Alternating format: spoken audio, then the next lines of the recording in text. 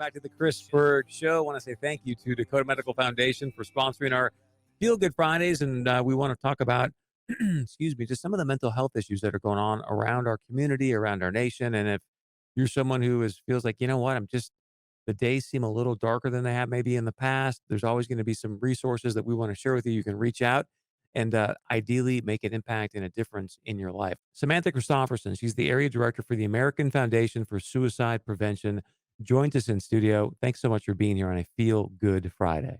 We want everyone to know about the work that we do at the American Foundation for Suicide Prevention. So thank you so much for having us in your studio today. I really appreciate it because it's a tough conversation, especially in the media to have, and there's contagion aspects to this and whatnot. So I know how delicate it is. So I'm going to kind of just tread lightly and let you sort of lead the way.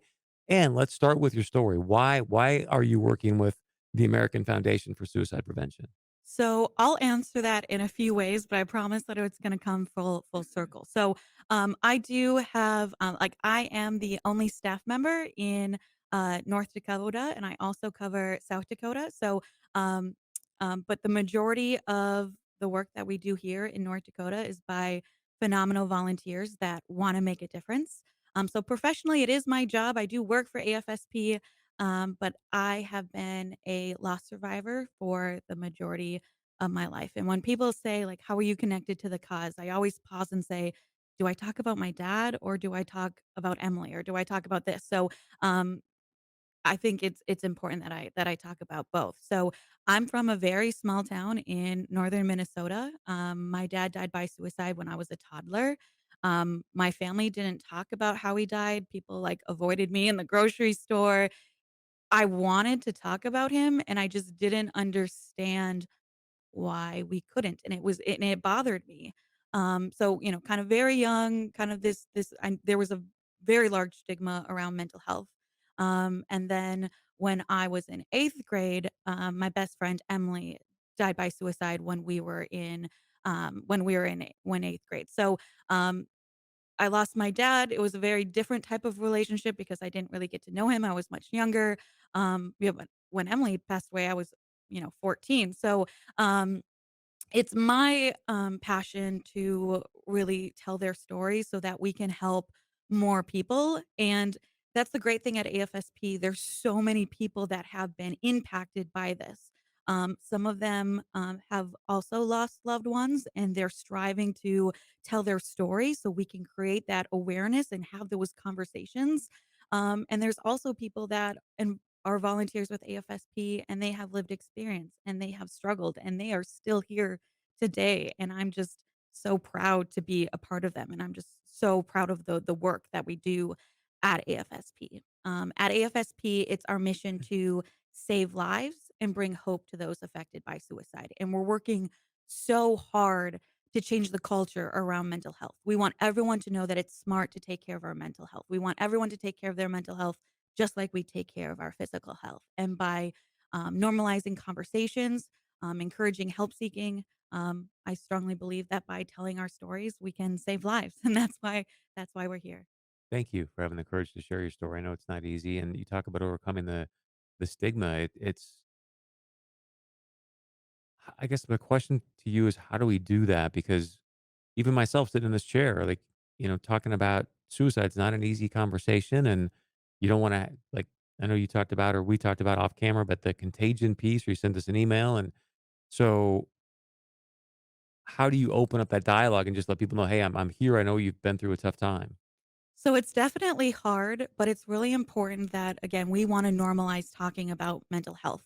Suicide is a health issue, and we want to talk about it as a health issue. And we want to encourage people to reach out for help if it's needed. And something that gives me so much hope, and something that makes me so proud of the work that we do at AFSP is we do a lot of different things, but one of my favorite parts is prevention education. So we go to schools, we go to businesses, we go to churches. Honestly, we go anywhere that will let us in, right?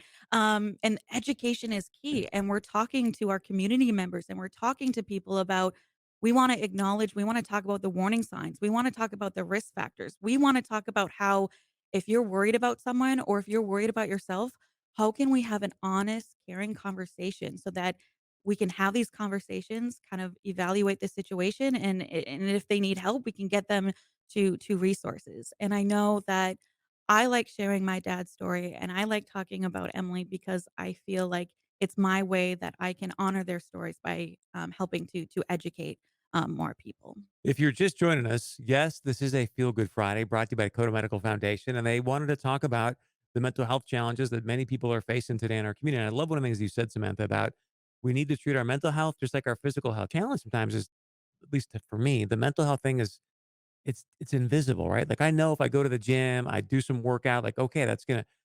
So, how do you suggest? How do you work out your mental health?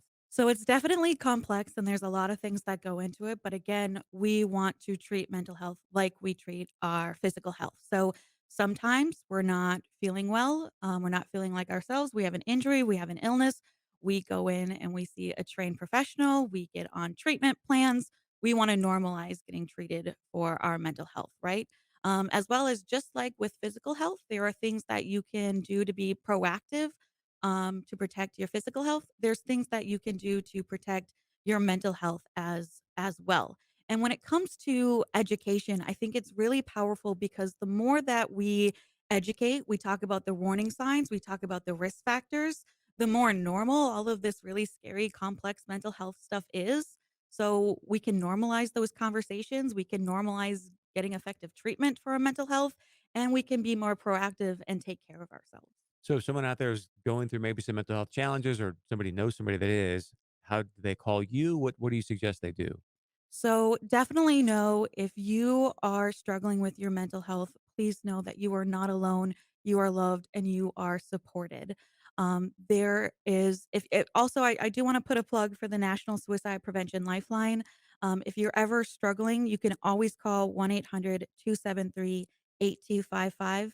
This is answered locally by First Link. So if you're ever struggling, always know that you're only a phone call away from getting help and support. So please know that. Um, and it's really important to know that you are supported.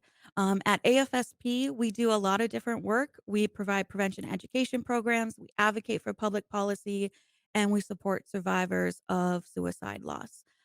We do a lot of programs that talk about educating our community about the warning signs, risk factors, so that we can be aware and we can have these strong conversations. So again, if you are struggling, please know that you are not alone. Please reach out and get the help and support that you need. And it's really great to remember that there is treatment available, just like heart disease, just like diabetes. There are things that you can. There's treatments available, and we just need to make sure that we have an open conversation so that you can get connected to the help and resources that is needed. So when it comes to mental health treatment, again, we want to normalize going to a mental health professional. For some people, a combination of medication, sometimes talk therapy, depending on how severe it is, a combination of both.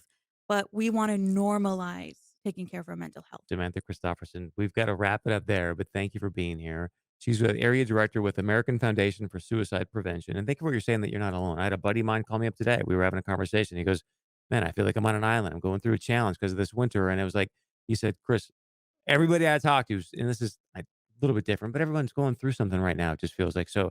I appreciate you saying that. And I think most people would concur. So keep up the great work and thanks for being here. Thank you so much for having us.